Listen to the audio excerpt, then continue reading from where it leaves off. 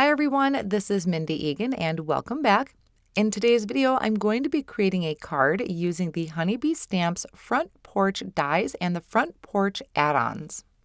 Now this video is one of those videos where I'm not really sure what to say throughout it because I'm going to be doing a lot of die cutting and gluing, but I will try and talk you through my process as much as possible. I started out with the Front Porch dies and the add-on. And I also have this insert. This is also available on the Honeybee Stamps website where it shows you the different pieces, how they line up together, and giving you a starting point with a color combination. Now, normally when I have dies like this, I start with white cardstock and kind of figure it out from there. But I decided to take inspiration right from the Honeybee Stamps sheet, their inspiration sheet. So I tried to go through my stash and match up colors as much as possible. I thought this would be the easiest way for me to really see how this is going to go together, and then I can always expand on my color choices the next time around. And you're going to see that I pull in that sheet quite often to refer to it to just figure out what pieces are going where. Now, each of these pieces also has some embossed design on it. The dies already have it on there, so it's going to give you some detail. It might be a little hard to see here on camera, but in person you can definitely see it. And if you add any ink blending over it, it is going to make those details stand out just a little bit more. I think one of the reasons I really wanted to create with the colors on that inspiration sheet is because it had a red door, and I love red doors on the front of a house. I don't know what it is about it. Maybe it's just that Christmas feel. I don't have a red door, but I really loved that I could create a red door on the front of my card. Now, since I had the main parts of my front porch put together, I did die cut out for the front door and the window pieces. I also die cut that out of a light yellow cardstock because I wanted to look like there was a glowing light in behind the door. Now, this is my main base piece that I will be decorating. And as I'm blending on pumice stone distressed oxide ink, you can see how that detail is starting to kind of pop out a little bit more. Another thing I'm going to forewarn you about is I use a lot of thin foam squares. I really liked adding dimension to this, and you're going to see it throughout the video that I do use them quite a bit, the smaller ones and the regular size thin foam squares.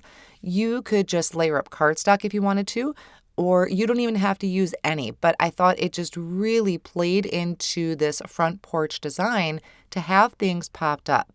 Now I had my base layer and I had the first layer for the front porch with that really dark brown cardstock, and that one I just glued right down using the liquid glue. Now for this next piece, this third layering piece, there are two smaller, I want to say rafts is what I'm going to call them. And I decided to bring in, I think this was ground espresso distress oxide ink, and add just a little bit of the ink to that because I die cut it from the same color cardstock and I wanted it to stand out just a little bit more. Now I'm going to flip that main piece over, or this third layering piece, I guess I should say, and I'm adding some foam strips to the back of it to pop it up. I started with these foam strips, but they're quite thick. They're actually kind of meant for shaker cards, so I don't use these anymore, but it was a great addition to help kind of pop up my ceiling just a little bit. Then I can bring in those other two pieces that are going to go over the top. You can see how it is shaped for the arch of my doorway, which maybe that's another reason I loved this, is because I love arches.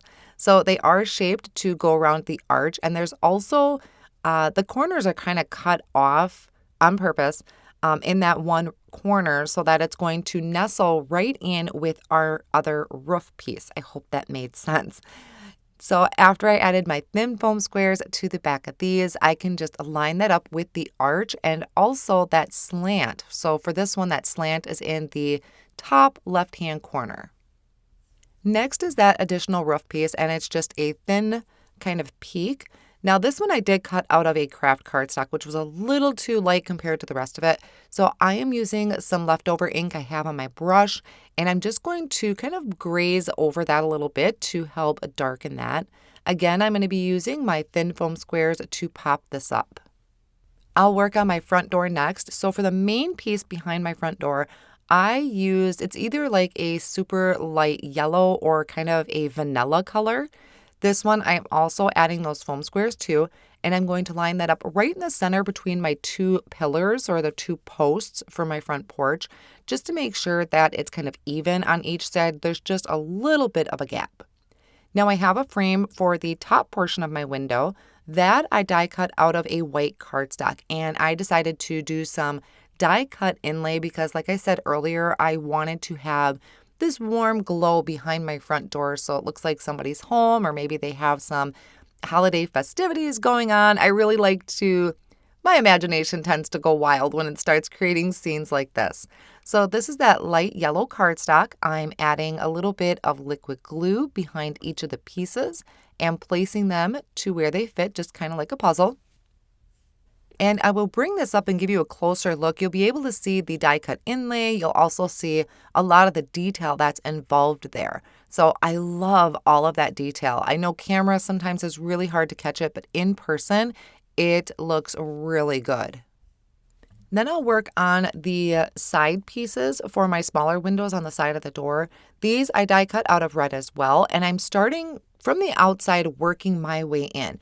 Now, another thing is that main base piece that I'm adding these to, it does have embossed lines on it to show you where these pieces line up. Now, I probably should have ran this through my die cut machine twice because it was kind of even hard for me to see. It didn't quite push down as hard as I would want it to. And also, I'm using a really light cardstock. I think there's at some point in the video you'll see I kind of reach over and I'm grabbing my reader glasses because I had my contacts in and it's hard for me to see some of those lines with my contacts. So I do end up needing to grab my readers to see those lines. Here are the pillars that are going to go next to my door. Again, there are embossed lines on there, so it is easy to line up if it's kind of pushed in there good and you have maybe a darker color cardstock. Now I'm coming to my front door. Again, I'm just using liquid glue for this one. I didn't pop that one up, and I'm having it just like the picture where the doorknob is on the left-hand side. There are kind of two cement pieces that are going to go on the bottom of our posts. Those I die cut from that same light gray color of cardstock as I did my main base piece. I'm also adding some of the pumice stone, whatever is left over on my brush, just to help darken that up, make those details stand out a little bit more. And then again with the thin foam squares. I did some die cutting off screen, so I did some ribbon and a wreath, and I did the lights that are going to go on the side. So I did all of that off screen. I'll glue one of these on screen and then the rest I'll do kind of off screen to save a little bit of time. The ribbon I just did from the same color of red as my front door. Now the ribbon, you could die cut one layer from a dark red and the top layer from a light red. That would add a little bit of contrast to it, but they're just going to layer together nicely and they look just so adorable to hang on the front of the house.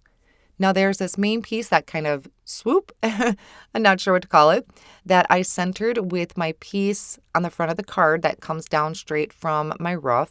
And then I'm going to add my bows. So I do put little strips of thin foam squares behind it to pop them up a little bit. Now, obviously, this is something you would want to put in a special package if you're going to mail it. A lot of cards I end up passing out. When I make cards like this, I end up passing them out because I put a lot of work into them. I actually maybe have a couple people in mind that I think would appreciate this type of card and that I know that will probably save something like this. Onto my wreath, I did die cut it twice and I layered it together, and then I'm adding a little bit of pine needles distress oxide ink just around the outer edges.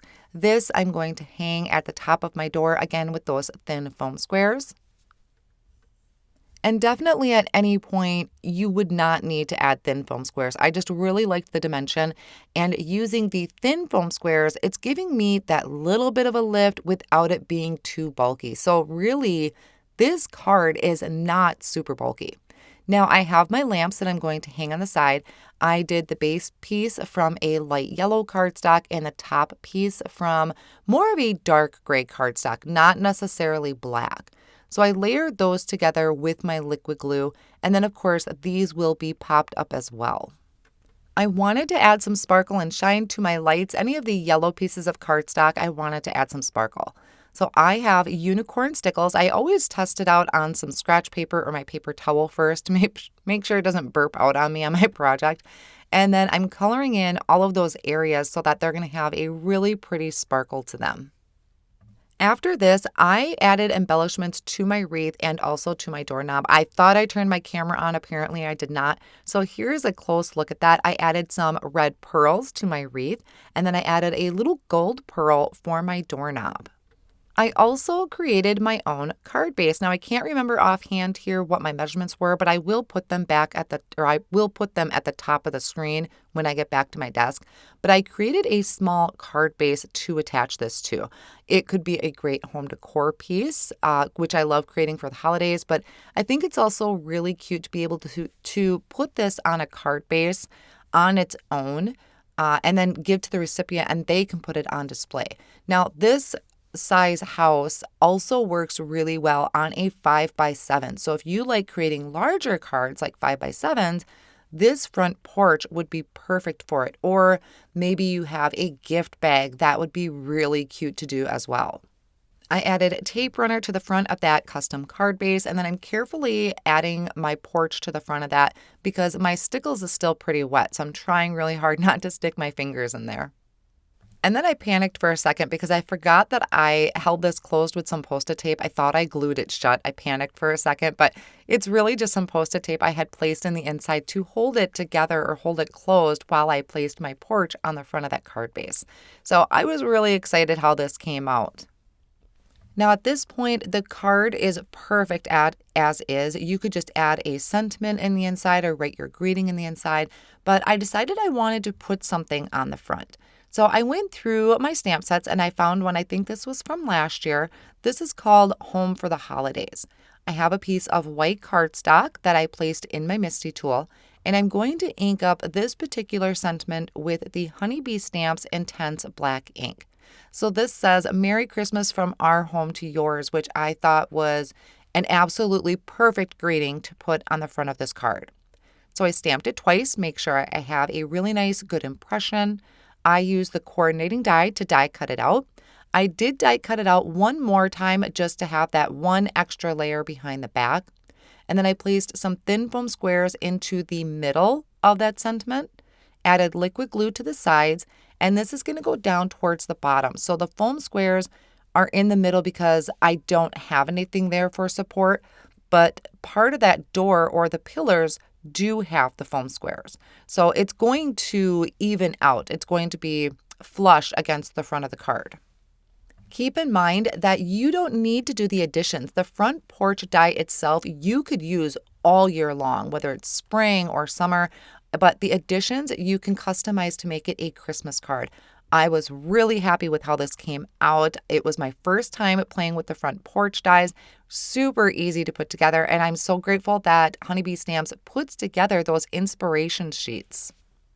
I hope you enjoyed today's card project. I want to thank you so much for joining me today. I will have all of my supplies listed down below in the video description and over on my blog.